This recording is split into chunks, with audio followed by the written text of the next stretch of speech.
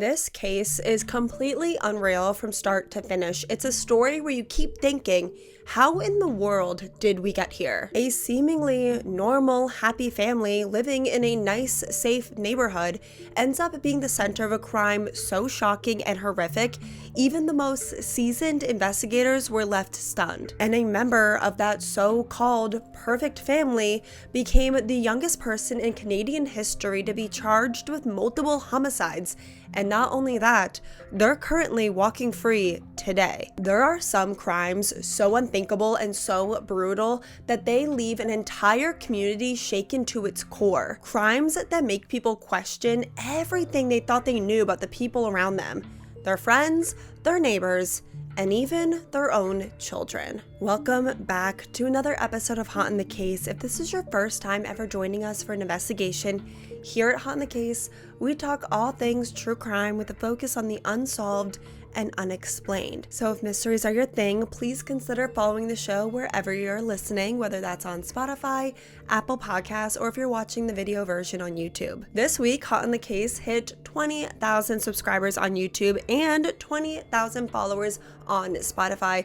Guys, that is completely unreal. I could never thank you guys enough. Please don't forget to like, rate, and review this show because it really helps it out. And if you're a returning subscriber, thank you so much for being here. My name is Breanna, and I'm hot on the case.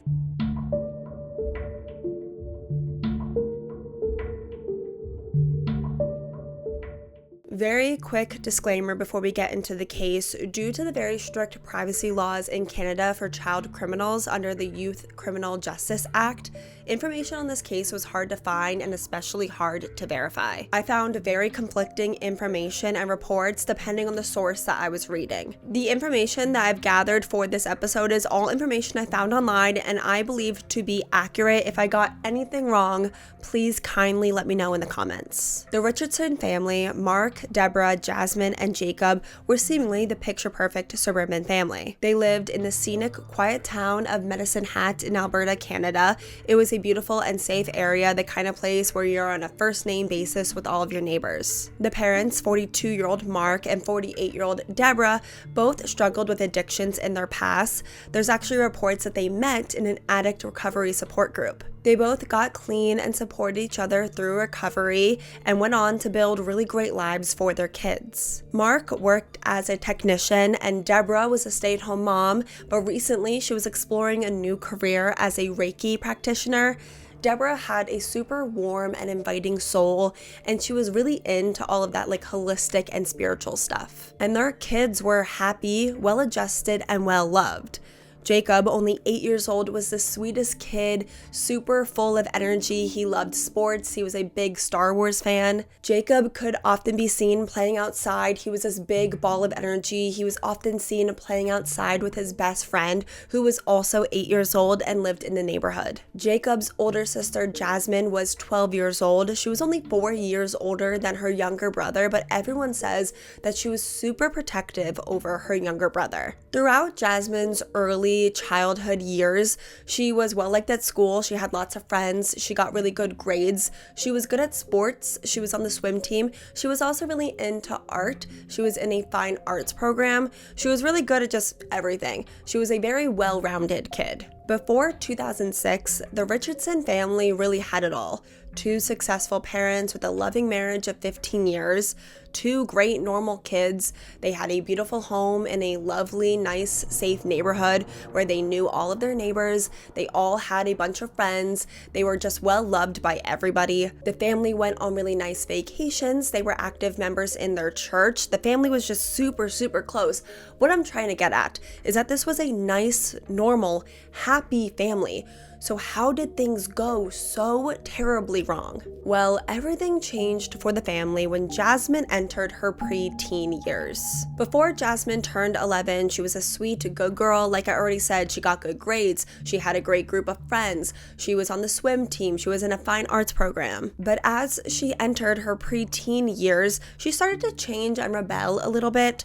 At first, she just lost interest in all the things that she was previously passionate about and was finding new interests interests. Eventually, Jasmine started hanging around with a new crowd. This group was much older, like 15, 16, 17 years old as like 19 years old, according to some sources. Jasmine met all of her new friends either online or at the mall. They were all kind of like mall goths. They dressed in a more alternative style, like emo and goth style. It was a very different influence on Jasmine's life. It was all typical teenage rebellion at first. Jasmine, who is 11, 12 years old, is at that age where she's trying to find herself. I mean, we've all been 12, so you know what I mean. Jasmine's at that age where she wants to know who she really is, and she's going through a bunch of phases. I mean, look at my Instagram right now. I still go through a different phase every single year still. And Jasmine, who's trying to find herself and is going through all these phases, really identified with this group of older, edgier, alternative friends that she made. She liked their style and she liked their attitude, and she really gravitated towards them. Jasmine slowly stopped hanging out with like her middle school friends and was always with this new crowd, and Jasmine really adapted to their style. The eyeliner got heavier, the outfits got darker. Jasmine wasn't as bubbly and outgoing anymore. She was more serious and brooding to match her new style and to match her new friends. Jasmine is only 11 years old and she gets really into social media. MySpace was the big thing at the time, but she was also on other social media sites, one of which was vampirefreaks.com. Jasmine would share online that she was 15 years old instead of 11. Jasmine listed her interests on social media as loud music, tattoos, bats, dark poetry, and serial killers. Jasmine would post a lot of photos of herself online, photos of her in like really heavy goth makeup, posing with fake guns. I think she really thought that she was like really cool and like really grown. She's only 11 years old and she starts dressing very inappropriately for a girl her age, and this made her family feel very uncomfortable. Jasmine also got really into like heavier metal and rock music. Particularly, she liked bands like Slipknot and Misfits. With her new group of friends, Jasmine went to a lot of rock concerts with them, but they weren't like big productions like a Slipknot concert would be. Think more like underground basement shows. So at this point, Jasmine has certainly changed a lot, but it's not anything like too out of the ordinary for like an 11, 12-year-old girl. I mean, going to those like sketchy basement concerts is probably not the safest place for a middle school girl. I don't know the extent of what kind of shows they really were. I don't know if she was around like substances or anything, but other than that, this is a very normal middle school girl phase that Jasmine is going through until she met 23-year-old Jeremy Steinke. So let me quickly tell you about Jeremy Steinke because he is a character. More like a villain. Like I said, he was 23 years old, so he is an adult, and he really only hung out with teenagers, which is super gross. And I'm sure all of you listening know like one or two guys who would hang out with teenagers and go to high school parties long after they themselves were in high school. I know I certainly knew a couple guys like that. Jeremy and Jasmine met at one of those underground concerts. He thought that she was attractive, so he approached her and started flirting with her, and Jasmine liked him back, so she flirted back. Remember though, she's 12 years old. Some reports say that when Jeremy and Jasmine met, she was only 11 years old. Either way, he's double her age. It's disgusting, it's despicable, and it's illegal. Jasmine would sometimes lie about her age and tell people she was 15, and to be fair, Jasmine didn't look 12. Some people say that she looked 14, 15. Sometimes people said she looked like she was 16, but she definitely did not look like an adult, even though she was trying to act like one. So when Jeremy, a 23-year-old man, approached Jasmine, he knew that she was at least a teenager, but Jasmine wasn't the first illegal, inappropriate relationship that Jeremy ever had, because he only hung out with teenagers. He only dated teenage girls, but by all reports, Jasmine was certainly the youngest girl he ever had a situation with, and by that, I mean preyed on. Jeremy was an older guy. He had a really big personality, a really like dominant personality. He would, take control. He had this like really assertive kind of personality, and a lot of teenage girls in this space were into him. He was older, he was 23, he had a car, he could buy alcohol, and for Jasmine specifically, She felt that Jeremy was a lot cooler, deeper, and a lot more mature than the 12-year-old middle school boys in her class. But in reality, Jeremy was not cool. He was a 23-year-old high school dropout who was intentionally unemployed. He lived with his mom. His mom really struggled financially, and her adult son was mooching off of her. And when Jeremy wasn't preying on little girls, he was just sitting around all day using substances. Jeremy Steinke had a very different upbringing than Jasmine, who had a pretty ideal childhood. Jeremy's mother was an alcoholic. People on Reddit actually suspect that she was drinking while she was pregnant with Jeremy, because a lot of people say that he looks like someone born with fetal alcohol syndrome. His father was super abusive. Both of his parents were very neglectful. His biological father left the family when he was only 2, and then after that, his mother had a revolving door of men coming in and out of their lives, pretty much all of whom really mistreated Jeremy. But, and I cannot stress this enough, a lot of people are raised in not ideal circumstances. A lot of people are raised by people who are neglectful and or abusive. But those people don't go on to date 12-year-old girls. And they don't go on to kill people either. From a really early age, Jeremy got really into that darker aesthetic, but he took it to a whole other level. On social media, he listed his interests as pain and razor blades. Jeremy wore a vial of blood around his neck, and he told people he needed to drink blood to survive. He also threatened to eat people if he didn't like them. Oh, and yeah, Jeremy told people that he was a 300-year-old werewolf. And I wish I was making that up. For like a decade, Jeremy Steinke told people that he was an ancient reincarnated werewolf that drank blood. And I guess 12-year-old Jasmine was into that kind of thing, because quickly after they met, the two officially started dating, though dating is a very loose term because, again, she's 12. And he's 23. And he had to have known her age at this point, but it really didn't matter to him. He fed into her teenage rebellion, he made her feel mature, and he manipulated her into thinking that they were soulmates. And when her parents found out, they were horrified, and rightfully so. Mark and Deborah immediately forbid Jasmine from seeing Jeremy, which made her furious. She thought that she was in love. She thought that this was her Romeo and Juliet moment, that the two of them were star-crossed lovers. So Jasmine still saw Jeremy behind her parents' back. This relationship meant everything to her. The drama of it all consumed her in the way that everything is super dramatic for a 12-year-old girl. But we're talking about here was much darker.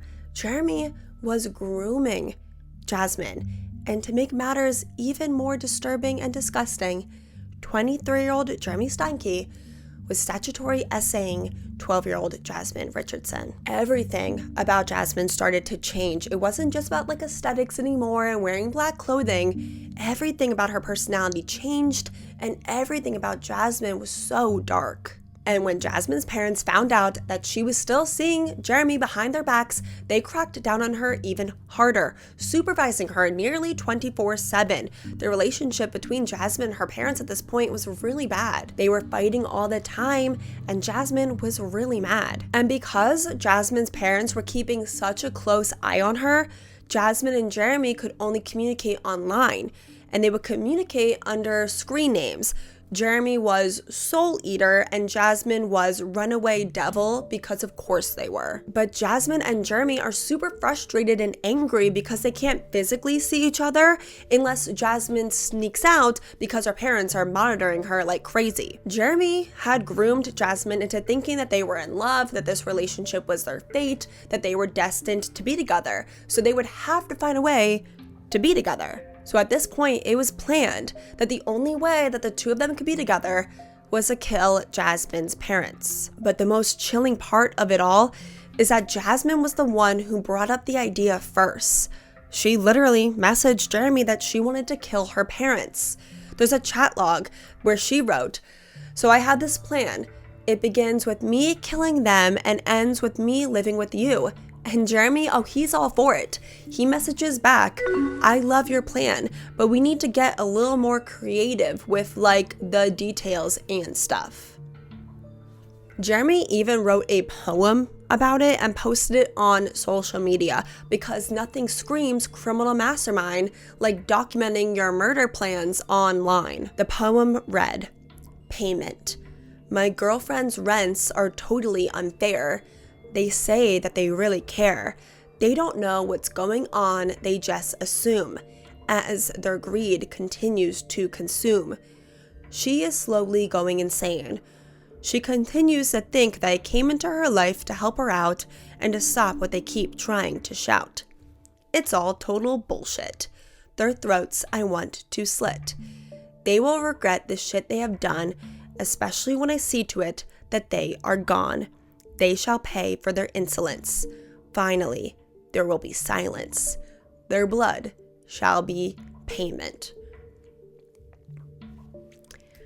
It's not funny because it's very serious. He does go on to kill her parents. I roll my eyes because it's the worst poem I've ever read, and that Jasmine says that one of the reasons that she was first attracted and interested in Jeremy was because she thought that he was like super deep. On the night of April 22nd, 2006 into the early morning hours of April 23rd, Jeremy, super nervous about what he was going to do, took substances and drank a bunch of alcohol. Jeremy, then wearing all black and a mask, headed over to the Richardson home, and Jasmine let him in through a basement window. But Jeremy, he's completely wasted, drunk, high, the whole mess, and he is loud, stumbling around, and he actually wakes up Jasmine's mother, Deborah, with all the commotion. So Deborah comes down into the basement to investigate. I assume that she thought the noise was her rebellious 12-year-old daughter trying to sneak out and not an intruder breaking in, because she did not wake up her husband. The moment that 48-year-old Deborah Richardson reached the bottom step, Jeremy attacks her and he stabs her 12 times. And the commotion and all the screaming wakes up her husband, Mark, who rushes down only to be brutally attacked and stabbed as well. 42-year-old Mark Richardson was stabbed 9 times in the back and 13 times in the chest and abdomen. Before he died, he asked his masked attacker why they were doing this, and Jeremy told him that your daughter wanted this.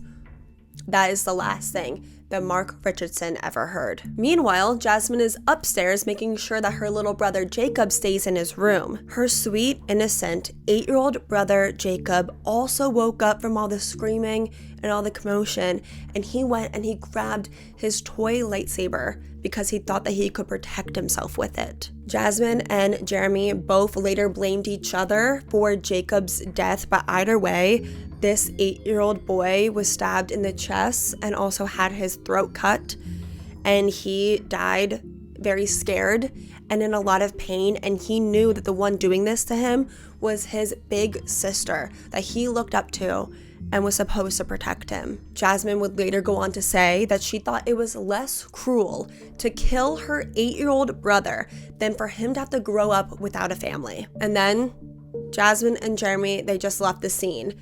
They ran off and they went to go hang out with friends, they went to parties, and they casually talked about what they did. Jasmine was even overheard saying that someone had been gutted like a fish and was overheard laughing about her little brother's murder. The following afternoon around 1 p.m. was a beautiful day, and Jacob's best friend, who lived in the neighborhood, headed over to the Richardson's family home to knock on the door and see if his best friend Jacob wanted to play. He knocks on the door, but no one answers.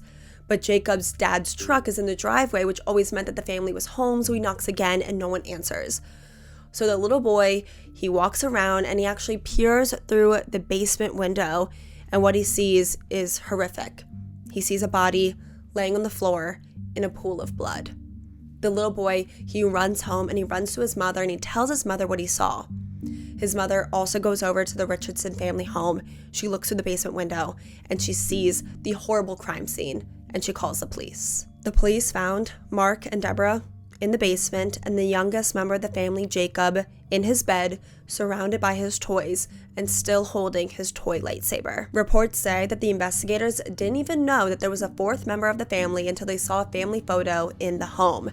And it was only then that they realized that there was a missing 12-year-old daughter. And everyone's initial thought was that 12-year-old Jasmine was in danger, that she was being held captive by her family's killer. Her face and name were plastered everywhere in their town and in neighboring towns within hours. It wasn't until they went through her computer and saw her chats with Jeremy, they went to her school and heard from her classmates that Jasmine wanted her parents dead, and after they went through her locker at school and found a hand-drawn comic of Jasmine setting her house on fire while her entire family burned alive, that the investigators thought that Jasmine was a suspect and not being held captive somewhere. There's differing reports on how Jasmine and Jeremy were caught. One report says that they were caught because of all the witness reports because Jasmine's face was everywhere. Other reports saying that Jeremy's friends told investigators where they could find them. Either way, they were arrested within 24 hours. And at some point in police custody, Jeremy and Jasmine passed notes to each other. In one note, 23-year-old Jeremy asks 12-year-old Jasmine to marry him while they're in holding cells, about to be questioned for triple homicide. Jasmine wrote back, "Ha ha ha ha, I never thought I'd find myself hysterically laughing in a holding cell under these kinds of circumstances, but still, ha ha ha, you make me so happy. Yes, yes I will. I would love to." And like partners in crime always do, even soulmates turned Bonnie and Clyde.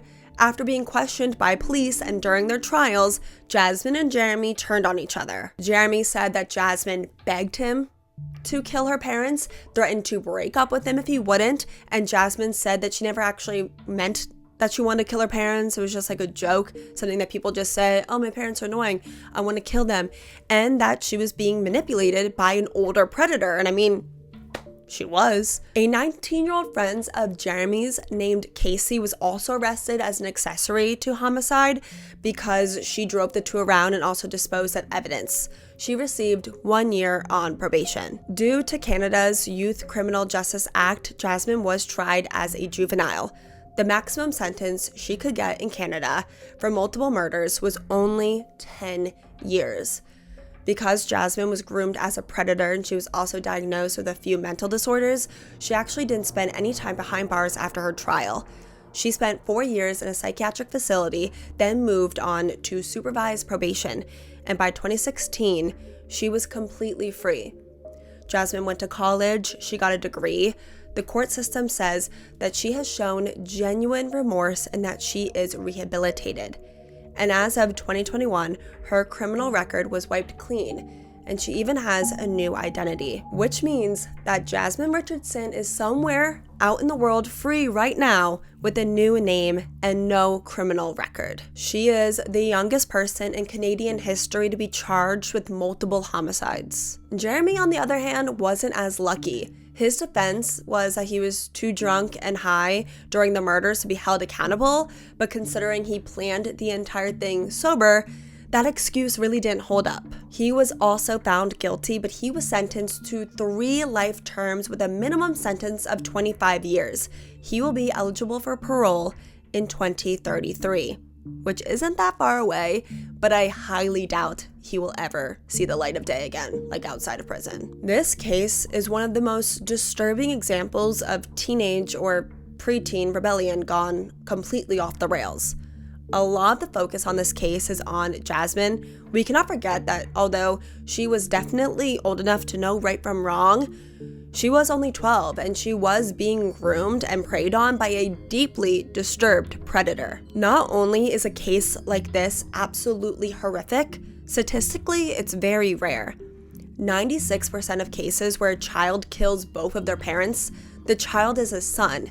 And in cases where it's a daughter, the killer daughter is much older than Jasmine. A 12-year-old girl committing a crime like this isn't just unthinkable, it's extremely unlikely. And while Jeremy is still locked away, Jasmine, who once plotted to slaughter her entire family, has been given a second chance at life. The question is, does she deserve it? What do you think? Let me know all your thoughts and opinions in the comments. I'm really interested to hear what you all think about this case. I think that the comments could produce a really interesting dialogue. Recently on Han the Case, we've been covering a lot of solved cases. I have an unsolved case in mind that I've been wanting to cover for a while, and I've seen it in the comments a lot on Spotify, but let me know what you guys are thinking. And as always, thank you guys so much for watching. Please make sure to like, subscribe, follow, rate, and review the show wherever you're watching, and I will see you guys all next week when we are hot on the case once again.